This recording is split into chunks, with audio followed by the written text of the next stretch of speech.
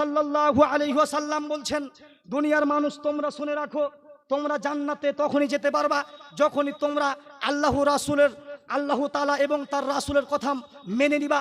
আল্লাহ তাআলা বলছেন, হে পৃথিবীর মানুষ তোমরা শুনে রাখো, ইয়া আইয়ুহাল্লাযিনা আমানু, হে দুনিয়ার মানুষ তোমরা শুনে রাখো, আতিউল্লাহ, আল্লাহর আনুগত্য করো, ওয়া আতিউর রাসূল, এবং রাসূলের অনুসরণ করো, ওয়ালা তুবতিলু আমালাকুম ওয়াজতাই, তোমরা তোমাদের আমলগুলো বাতিল করো না।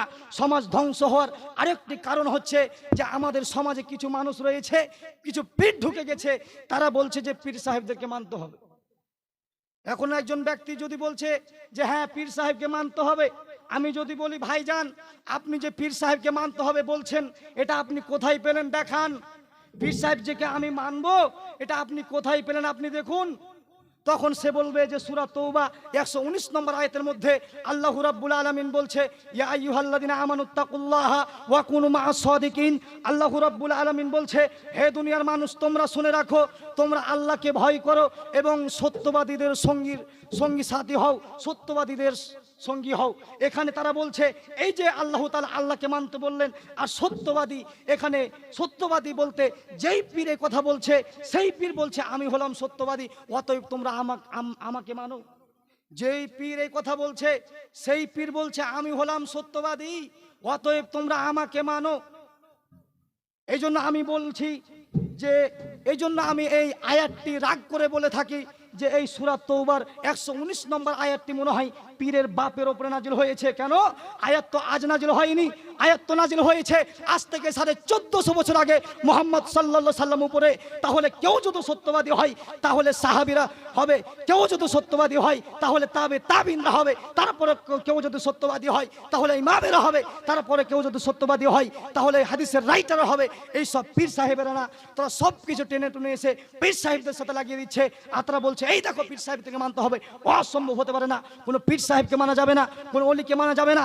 আল্লাহ রাব্বুল আলামিন বলছে, হে দুনিয়ার মানুষ তোমরা শুনে রাখো, সূরা আল্লাহ রাব্বুল আলামিন বলছেন ইত্তাবিউ, দুনিয়ার মানুষ তোমরা শুনে রাখো, ইত্তাবিউ তোমরা অনুসরণ করো, মা উনজিলা ইলাইকুম মির রাব্বিকুম, যা তোমাদের রবের পক্ষ থেকে নাজিল করা হয়েছে, ওয়ালা তাত্তাবিউ, খবরদার তোমরা অনুসরণ করবে না, মিন দুনিহি আউলিয়া, কোন ওলিয়া উলিয়াদের।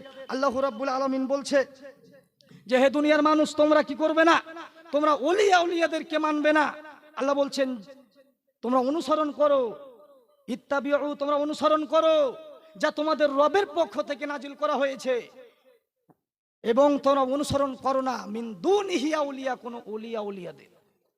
তাহলে কোন ওলিয়া উলিয়াদেরকে মানা যাবে না, কোন পীর সাহেবদেরকে মানা যাবে না। যদি আপনি মানেন তাহলে কি হবে? সমাজ ধ্বংস হবে। আপনি সমাজ কিভাবে পরিবর্তন করবেন? এভাবে আমাদেরকে এই শিরক মুক্ত অবস্থায় আমাদেরকে জীবন যাপন করতে হবে, আমাদেরকে বিদআত থেকে বেঁচে থাকতে হবে। বিদআত একটু আপনাকে আমি বুঝাই। বিদআত মানে আপনার বাপ মারা গেছে, আপনি বলছেন যে ঠিক আছে আমার বাপ মারা গেছে, তো আপনারা 4 ভাই রয়েছেন, 4 ভাইয়ের মধ্যে এক ভাই বলছে আমি দিব ডাল, এক ভাই বলছে আমি দিব চাল, আরেক ভাই বলছে আমি দিব মাংস। সমস্ত কিছু আয়োজন করে আপনি আপনার মরা বাপের জন্য খিলিয়ে দিলেন, আর আপনি বললেন যে মাশাআল্লাহ আমার বাপের জন্য আমি খিলিয়ে দিয়েছি, এখন আমার বাপ জান্নাতে হাঁটছে।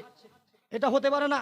আপনার বাপের জন্য আপনি খিলিয়ে দিয়েছেন আর আপনার বাপ জান্নাতে যাবে, এরকম হতে পারে না। কারণ রাসূল সাল্লাল্লাহু আলাইহি সাল্লাম জীবদ্দশায় তার স্ত্রী চলে গেছেন খাদিজা, তিনি তার খাবার অনুষ্ঠান করেননি। রাসূল সাল্লাল্লাহু আলাইহি সাল্লাম দুনিয়া থেকে চলে গেছেন, তার স্ত্রী বেঁচে ছিল আয়েশা, সে তার খানা করেনি। রাসূল সাল্লাল্লাহু আলাইহি সাল্লাম মারা গেছেন, তার শ্বশুর বেঁচে ছিল, কিন্তু রাসূল সাল্লাল্লাহু আলাইহি সাল্লাম তাদের জন্য খানা করেনি, কোনো প্রমাণ নেই।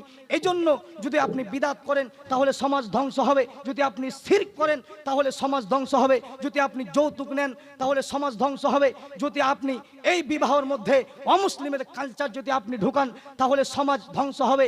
এই জন্য আমাদেরকে এই সমাজ পরিবর্তন করতে হলে আমাদেরকে এই কথাগুলোকে মানতে হবে, এবং আমাদের এই কথাগুলোকে মেনে আমাদের জীবনে আমাদেরকে চলতে হবে। আল্লাহ রাব্বুল আলামিন সবাইকে কথাগুলোকে মানার বুঝার তৌফিক দান করুক। সবাই বলুন আল্লাহুম্মা আমিন। এখান থেকে আজকে আমার বক্তব্য সমাপ্তি করছি। ওমা আলাইনা ইল্লাল বালাগ। আসসালামু আলাইকুম ওয়া রাহমাতুল্লাহি।